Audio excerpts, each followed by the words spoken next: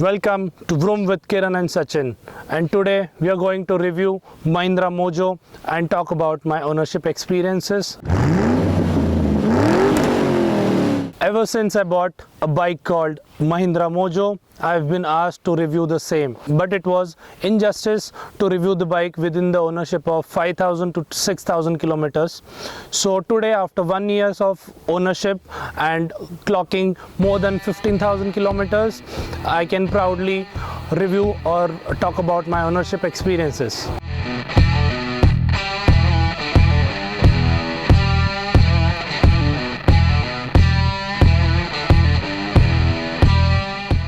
Let's talk about positive or pros of the bike, things which I liked because of which I bought the bike. It has got a very powerful engine, single cylinder, 300cc, 27 bhp churning out, 30 Newton meters of torque. The engine performs really well no matter you are on city or highway or bumper to bumper traffic.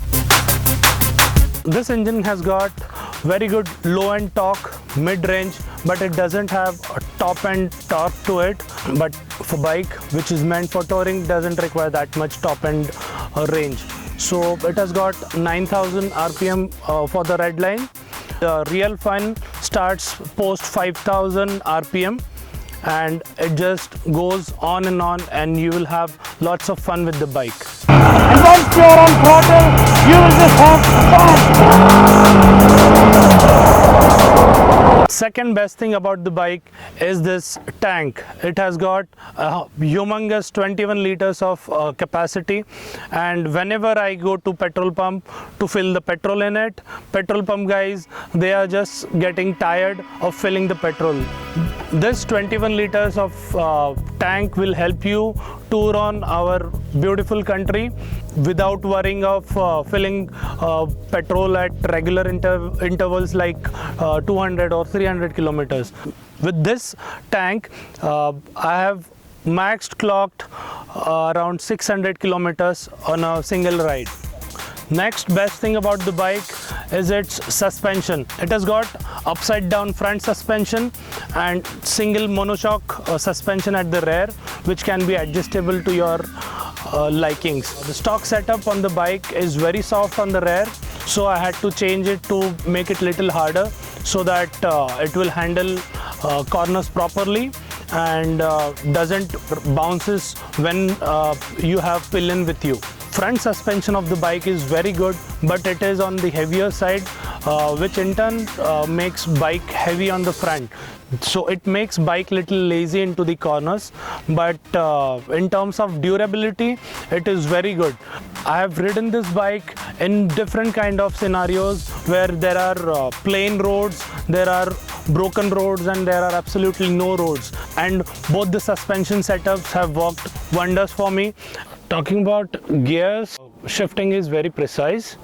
No matter what gear you are in, upshifting and downshifting is pretty much smoother, so no complaints about gears. Next good point about the bike is its build quality. Bike is meant to last long.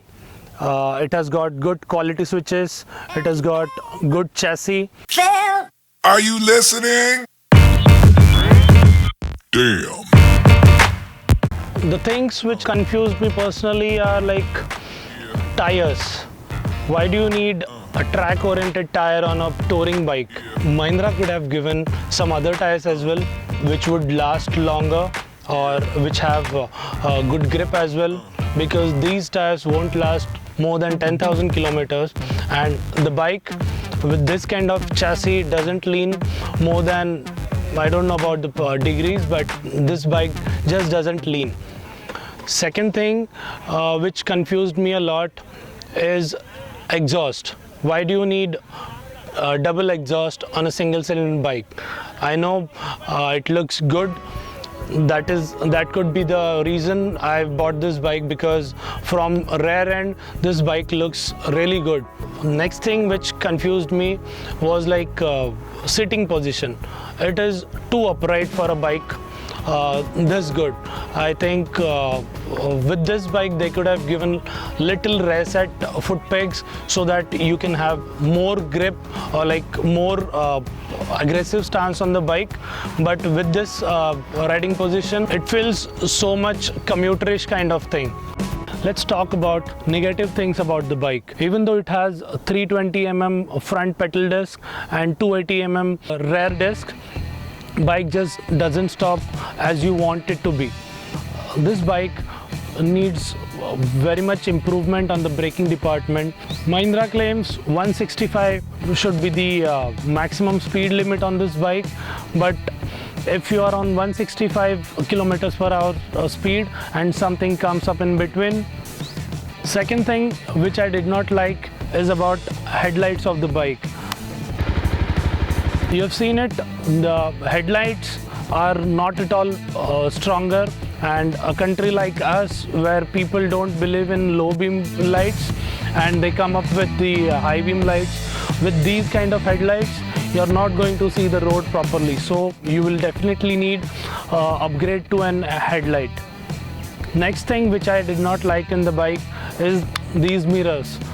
These are not the stock mirrors. I've changed it to Apache's 180 mirrors. The stock mirrors are very light in weight, and whenever you go on highway rides or longer rides, mirror just drops down or it changes its direction. Whenever there is necessity, mirrors won't be functional because they'll be in some other direction. One more point I would like to mention here is the bike is too heavy. There are bikes which are heavier than this, but this bike, due to its front suspension and this heavy headlight setup, this bike does seem very heavy, and you will come to know when you ride more than 500-600 kilometers for a day, and when you have to take U-turns, those U-turns are like very tiring and very boring because of its rake angle. Handling of the bike is decent enough, not the greatest of all, but as for touring purpose, it will serve you well. However, you want to go for corner craving, this bike is just not for you. So we have talked about negative points or things which I did not like. So let's talk about what things I've done to make it better so that I can live with it peacefully. As I said, braking performance is not at all good on the bike, which made me put my bike on OLX for sale, but I could not sell it due to its poor marketing or whatever you call it.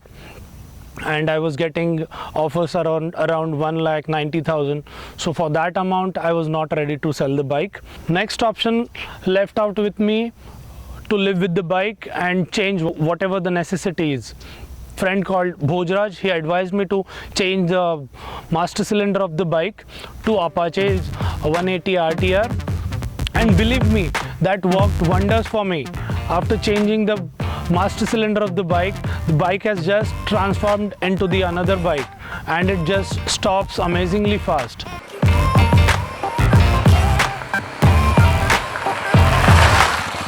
One more thing I would like to change in the bike is these seats. These seats are good for single rider like me, but if we want to roam around city with the pillion, you have to upgrade your seat to a bigger seat or like get it modified by the local vendors. About fueling of the bike, it is handled by EFI and it does very good job, but when you are on low RPM and with the low fuel, bike tends to stop abruptly. Means you are on around 2000 RPM and you are just throttling out, bike just goes kaput. So we have informed Mahindra guys to take a look at it, but they are not able to solve the problem. Talking about servicing, spare part cost and all other after sale service, spares cost, what are regularly required such as brake pads, chain sprockets, engine oil, those are at minimum level. new guy can afford this bike to maintain also. Mechanics at the Mahindra service center are not that much knowledgeable, so sometimes it gets little difficult or tricky. For example, I had to install a rear tire on my bike, but technicians at the service center did not adjust at the chain slack. They tighten it, and the noise coming out of chain sprocket was too much that I was very much worried about it. So definitely mechanics at the service centers needs to improve a lot. So Sachin, I wanted to ask you that what is your final verdict then?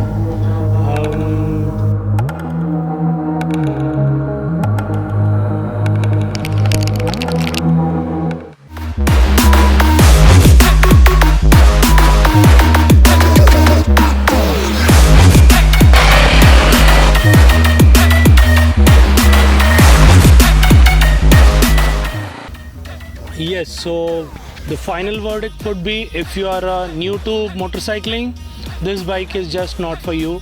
If you have been riding from quite some time, you can definitely opt for this bike, provided you do some modification on the bike in order to make it peaceful for while riding. So this was the short review or ownership experience of mine. Let us know what are your thoughts. If you like this video, please give it a big fat thumbs up. Do subscribe to our channel and don't forget to comment below for any of the improvements which we needed. Till the time, Keep grooming.